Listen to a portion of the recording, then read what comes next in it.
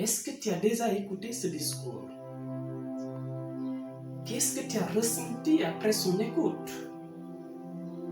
Est-ce que nos chefs d'État et nos soldats l'ont déjà écouté? N'est-il pas un impératif qu'ils l'écoutent chaque matin?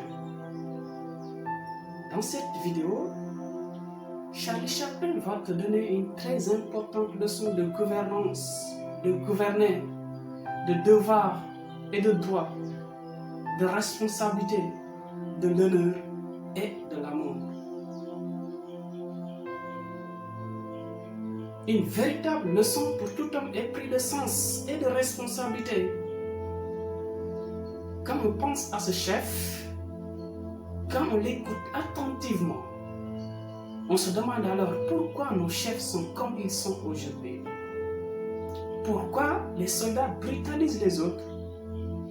Pourquoi nous sommes égoïstes? Mais bon, ne l'oublions pas.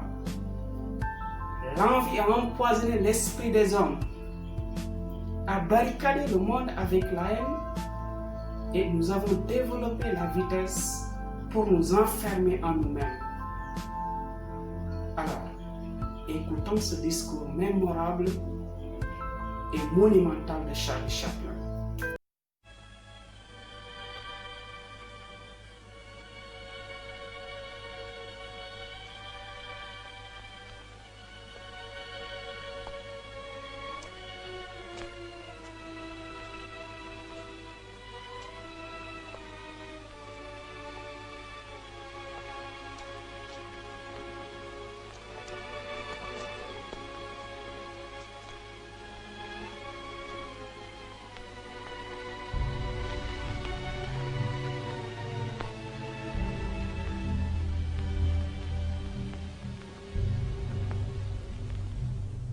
Je suis désolé, mais je ne veux pas être empereur. Ce n'est pas mon affaire.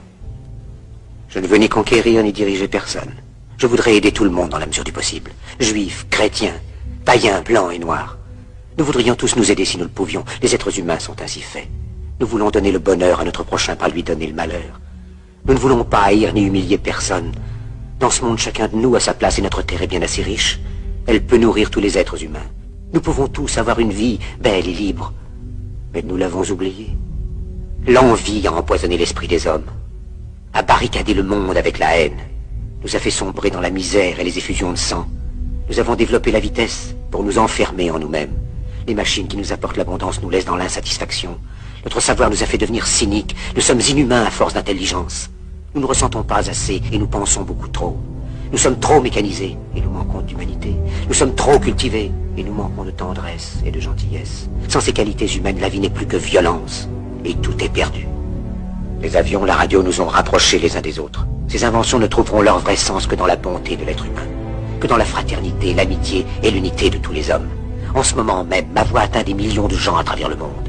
Des millions d'hommes, de femmes et d'enfants désespérés, victimes d'un système qui torture les faibles et emprisonne les innocents. Je dis à tous ceux qui m'entendent, ne désespérez pas. Le malheur qui est sur nous n'est que le produit éphémère de l'avidité, de l'amertume de ceux qui ont peur des progrès qu'accomplit l'humanité. Mais la haine finira par disparaître, et les dictateurs mourront, et le pouvoir qu'ils avaient pris au peuple va retourner au peuple. Et tant que les hommes mourront, la liberté ne pourra pas périr. Soldats, ne vous tenez pas à ces brutes, à une minorité qui vous méprise et qui fait de vous des esclaves, en régiment toute votre vie, et qui vous dit ce qu'il faut faire et ce qu'il faut penser, qui vous dirige, vous manœuvre, se sert de vous comme chair à canon, mais qui vous traite comme du bétail. Ne donnez pas votre vie à ces êtres inhumains, ces hommes-machines, avec une machine à la place de la tête et une machine dans le cœur. Vous n'êtes pas des machines, vous n'êtes pas des esclaves, vous êtes des hommes. Des hommes avec tout l'amour du monde dans le cœur. Vous n'avez pas de haine, sinon pour ce qui est inhumain, ce qui n'est pas fait d'amour. Soldats, ne vous battez pas pour l'esclavage, mais pour la liberté. Il est écrit dans l'évangile selon saint Luc, le royaume de Dieu est dans l'être humain, pas dans un seul humain, ni dans un groupe d'humains, mais dans tous les humains, en vous. Vous, le peuple, qui avez le pouvoir de créer les machines, le pouvoir de créer le bonheur. Vous, le peuple, en avez le pouvoir de rendre la vie belle et libre, le pouvoir de faire de cette vie une merveilleuse aventure. Alors au nom même de la démocratie, utilisons ce pouvoir. Il faut tous nous unir. Il faut nous battre pour un monde nouveau, décent et humain, qui donnera à chacun l'occasion de travailler, qui apportera un avenir à la jeunesse et à la vieillesse la sécurité. eux vous ont promis toutes ces choses pour que vous leur donniez le pouvoir. Ils mentaient. Ils n'ont pas tenu leurs merveilleuses promesses. Jamais ils ne le feront. Les dictateurs s'affranchissent en prenant le pouvoir, mais ils sont un esclave du peuple. Alors il faut nous battre pour accomplir toutes leurs promesses. Il faut nous battre pour libérer le monde, pour renverser les frontières et les barrières raciales, pour en finir avec l'avidité, avec la haine et l'intolérance.